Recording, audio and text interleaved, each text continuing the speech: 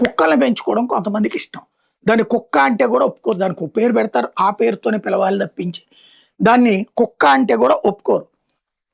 అలాంటిది ఎక్కువగా యూరప్ దేశాల్లో ఉంటది. దాదాపుగా అక్కడ ప్రతి ఇంట్లో భర్తలనైనా మారుస్తారు గానీ, కుక్కల్ని మాత్రం కొత్తది తెచ్చుకుంటానేదే ఆ కుక్కని అట్లా కొనసాగిస్తారు. దాన్ని భర్త కంటే ఎక్కువగా చూసేవాళ్ళు, భార్య కంటే ఎక్కువగా చూసేవాళ్ళు ఎక్కువుంటారక్కడ. వాళ్ళు పొద్దున్నే వ్యాహ్యాళి అంటే వాకింగ్‌కి వెళ్ళేటప్పుడు దాన్ని కూడా తీసుకొని పోతారు. దాని టాయిలెట్ అది. వీళ్ళకి రిలాక్స్ వీళ్ళు నడుస్తుంటారు. అమెరికాలో ఉన్నటువంటి న్యూయార్క్ నగరం ఇప్పుడేదైతే మందాని మేయర్ అయినటువంటి ప్లేస్‌లో ఇప్పుడక్కడ ఇస్లామిక్ శక్తుల విజృంభణ పెరుగుతోంది. ఇస్లామిక్ శక్తులు మామూలుగా వాళ్ళ కార్యకలాపాలు చేసుకున్నంత వరకు ఓకే. వాళ్ళు అక్కడ షరియా చట్టాలు, తమ మతాచారాల ప్రకార జీవనం అన్నటువంటి దాన్ని సాగిస్తే పర్లేదు. మిగతా సమాజం అలా సాగించాలని కోరుకున్నప్పుడు మాత్రమే సమస్యొస్తుంది.